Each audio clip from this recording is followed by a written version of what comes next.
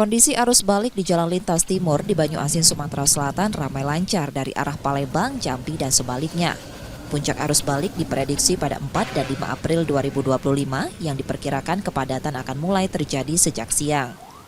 Beberapa titik kemacetan dimulai dari pos Talang Kelapa, Simpang Y karena adanya bottleneck atau penyempitan jalan sehingga menyebabkan perlambatan arus kendaraan, serta Simpang Sementul sampai ke kilometer 18.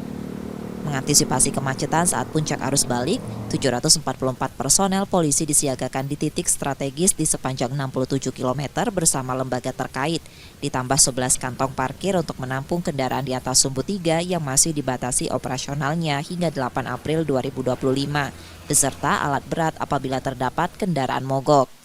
Untuk personil sampai dengan nanti operasi ketupat selesai, kita menyiagakan 744 personil yang kami gelar sepanjang 67 km di Kabupaten Banyuasin ini, dari Polri, TNI, dan stakeholder terkait sampai dengan operasi ketupat nanti kita berjaga 24 jam, Mbak. Titik rawan nggak, Pak? Untuk penebalan kemungkinan kita pergeseran. Kalau seandainya zona 1, zona 2, zona 3 ada yang tidak padat, kita geser ke zona yang padat. Dan biasanya yang padat ini yang di Talang Kelapa ini, Mbak. Pemudik diimbau menaati peraturan lalu lintas, terutama tidak menyerobot dan melawan arus yang dapat menyebabkan kemacetan. Karena kondisi Jalan Lintas Timur Banyuasin tidak terdapat bahu jalan sehingga membutuhkan waktu untuk bisa mengurai kepadatan kendaraan. Tim Liputan Kompas TV, Banyuasin, Sumatera Selatan.